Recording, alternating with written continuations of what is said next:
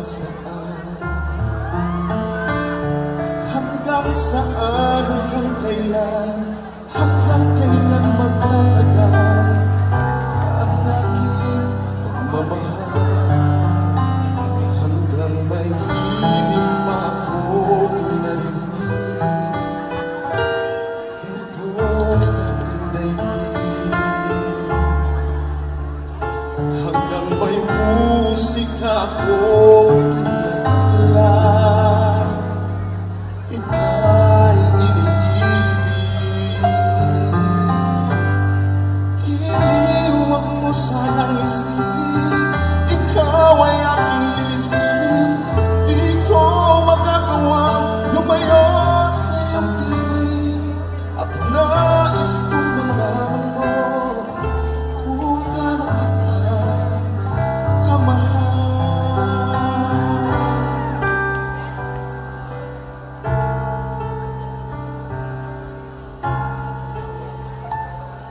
Hanggang ang diwa ko'y tanging sa'yo mamahalin kailanman. Hanggang pag-ibig ko'y hanggang walang hanggan, tanging ikaw naman. Hanggang may himig pa akong narinig dito sa ating daigdig. Hanggang may musika akong tinataglay, kita'y iniibig. Giliw, wag mo sanang isipin, ikaw ay aking lilisanin. Di ko magagawang lumayo sa iyong piling, at nais kong malaman mo kung gaano kita kamahal.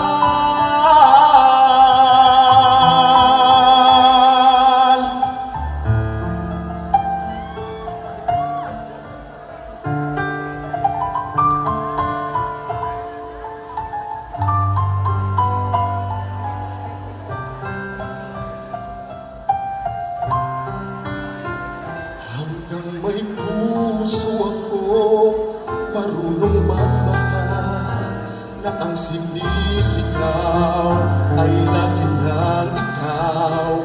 Hanggang saan, hanggang kailan kitang mahal? Hanggang ang buhay ko'y kunin ng may kapal. Giliw, wag mo sanang isipin, ikaw ay aking lilisanin. Di ka magagawang lumayo sa iyong piling, hanggang may pag-ibig laging isisigaw, tanging ikaw.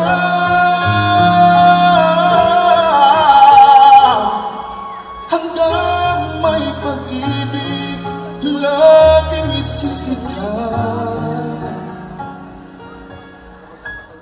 tanging ikaw.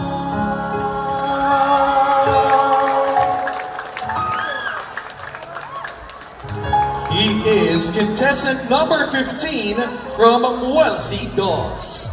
And we are down to our final contestant, representing the brave souls who keep us safe from the scorching flames with a voice that's sure to ignite the stage. Let's welcome the performer from Cluster 16, the Bureau of Fire Protection. Let's give a fiery round of applause to Aponcho Alianic.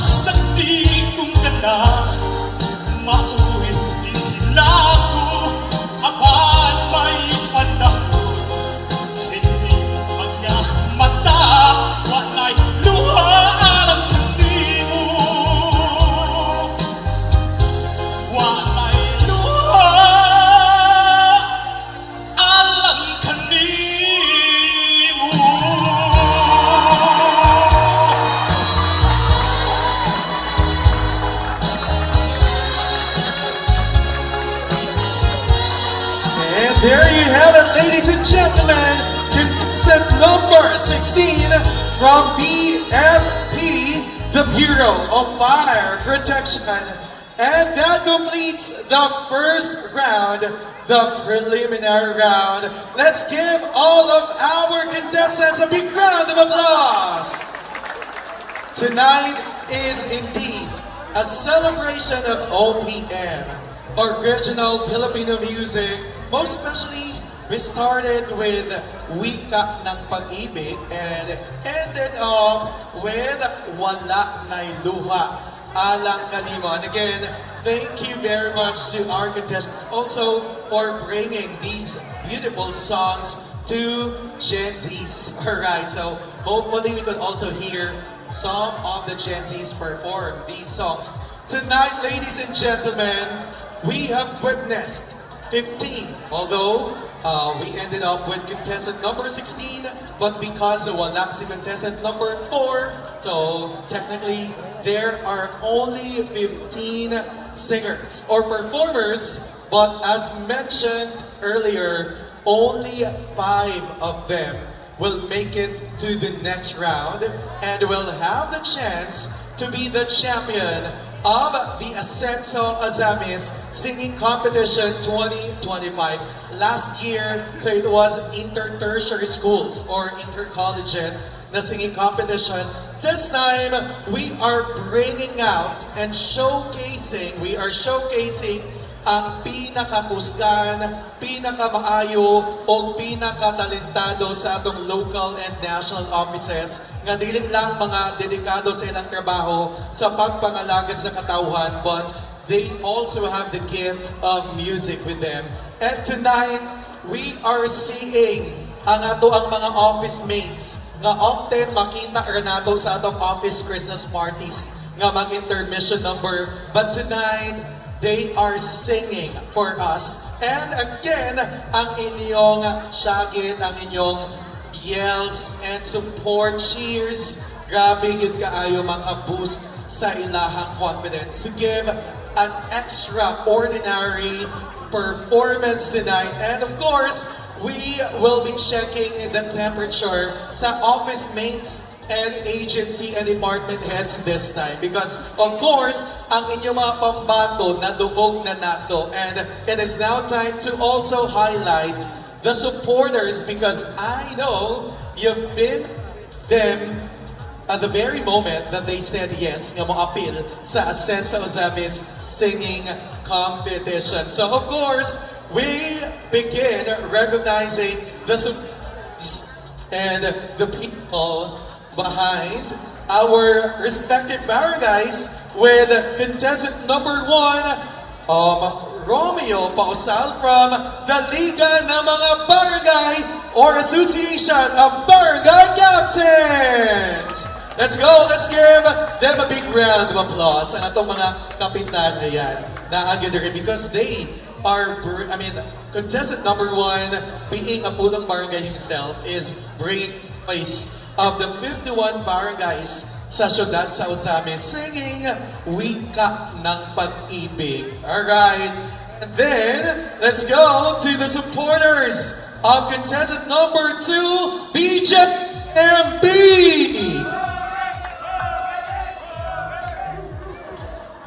There you go. Let's give them a big round of applause, Ozamis City.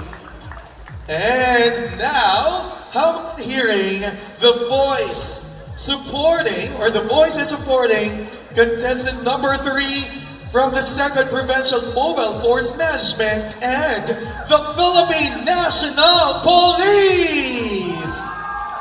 Alright, I'm sure we're secure tonight because they are here protecting and serving all of us. Thank you very much. It's about health and it's about recovery. With contestant number 5, we have from Mayor Hilarion A. Ramirez Senior Medical Center, Mars MC. Alright, because your voice would truly and surely matter because you got that 5% for them. Now, the future is here with the Department of Education non-teaching personnel. Let's go! And contestant number 7 supporters of PhilHealth, SSS, Red Cross, and DSWD. Let's go! Contestant number 8, of course, I guess many of you and us are part because we are from LGU Ozamis. We have contestant number 8, the local government unit of Ozamis City. There we go, and she is contestant number 8. Moving forward, contestant number 9 from the cluster covering the Department of Environment and Natural Resources, Department of Agrarian Reform, and Bureau of Fisheries and Aquatic Resources. All right, it's all about the love for the environment. Thank you very much. And it's the truth in music with contestant number 10 from the City Court, Public Attorney's Office, and Provincial Prosecutor's Office. All right. Well, the next contestant works in an office near to this Ascenso Wellness Park Amphitheater. So, contestant number 11, where are you? Supporters, office mates, and heads are coming from Philippine Ports Authority. Diba, the other officer, PPAD right now. Alright, thank you very much, and let's give them a big round of applause. Let's try to find out if the balloons would affect and they will bring your Pampato to the final 5. Well, I'm part of this cluster. Cluster number 12, contestant number 12 is representing DepEd Ozamis Teaching Personnel. There you go, mga ka-DepEd. Let's find out if our ka-DepEd, our Kabaro, will make it to the final 5. And let's go.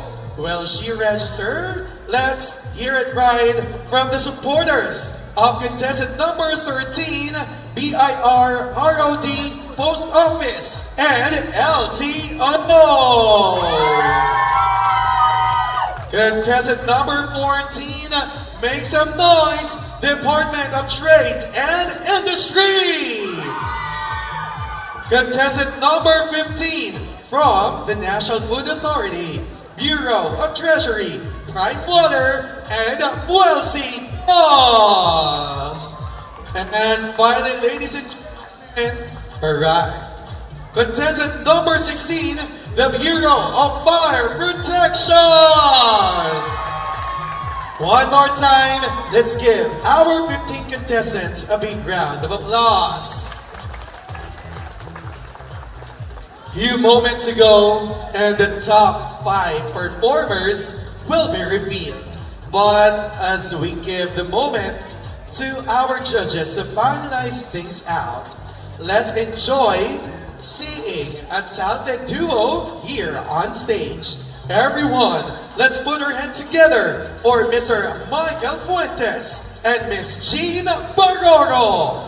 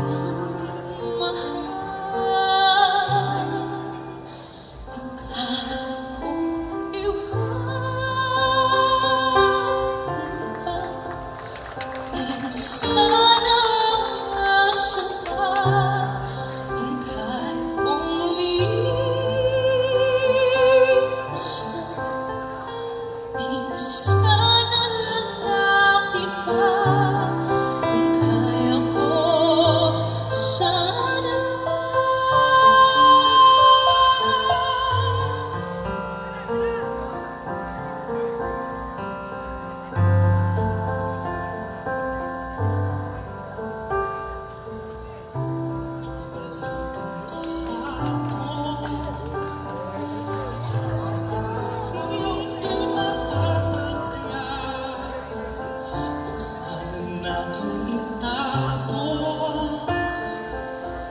pagmamahal na tapat.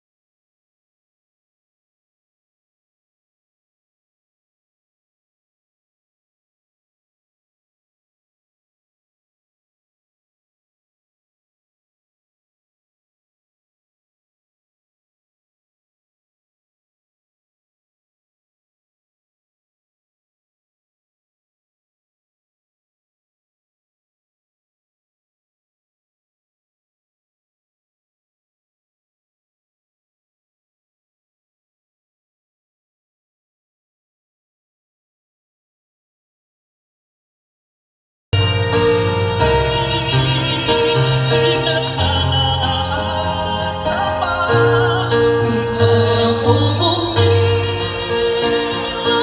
ka, sana lalapit pa kaya kung iwanan ka. Di na sana aasa pa kaya kung umiwas ka. Di na sana lalapit pa, mahal pa rin kita.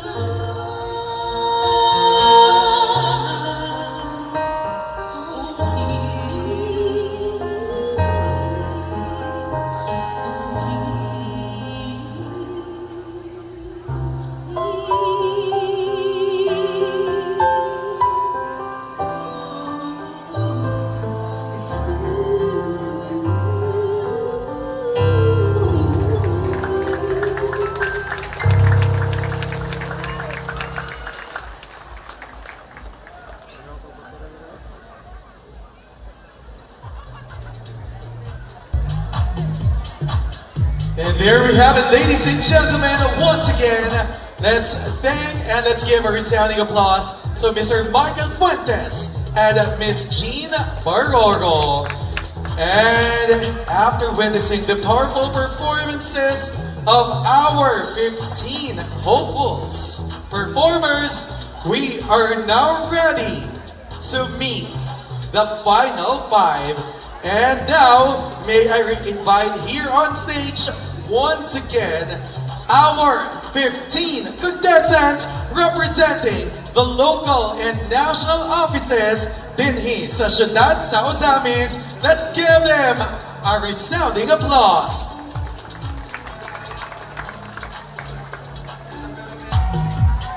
At the very start of the competition, they have been informed to prepare 2 musical pieces. One for the preliminary round, natuan ang na-witness, and another winning song to be performed the moment that they will make it to the top 5. Ozamis City, our top 5 contestants in no particular order.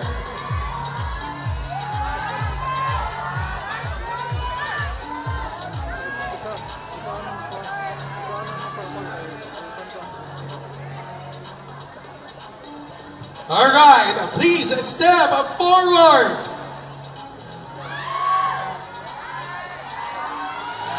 Contestant number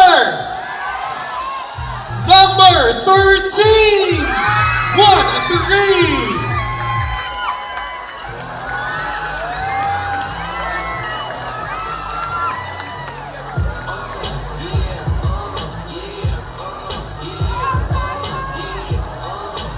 You have made it.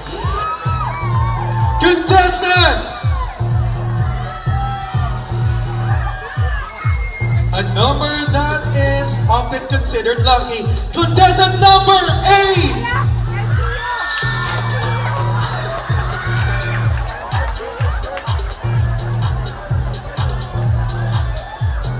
Two performers are or have stepped forward.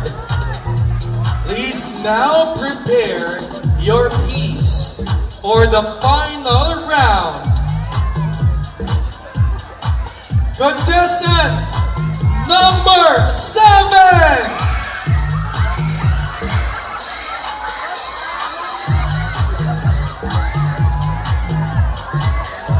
Two more numbers to call.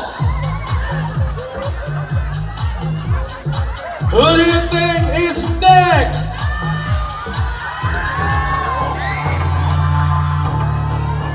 You started as 15, but only 5 will advance. And the 4th spot belongs to contestant number 15!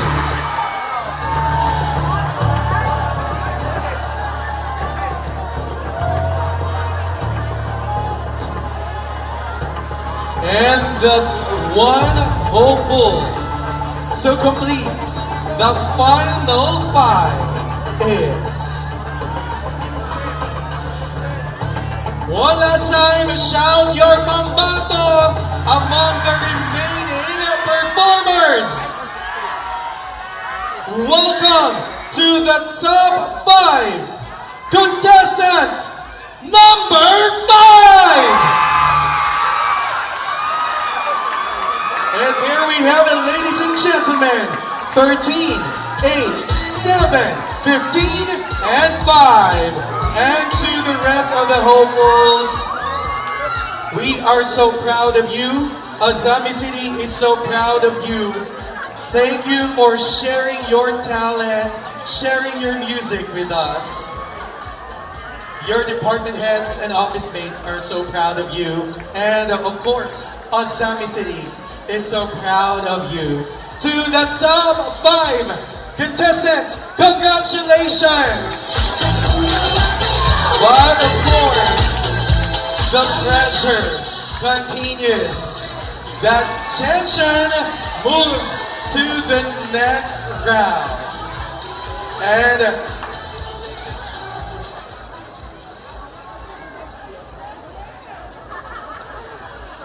alright, so as per instruction, we will begin with the contestant with the least number, regardless of the sequence of announcement. So that means to say we will have 5, 7, 8, 13, and 15.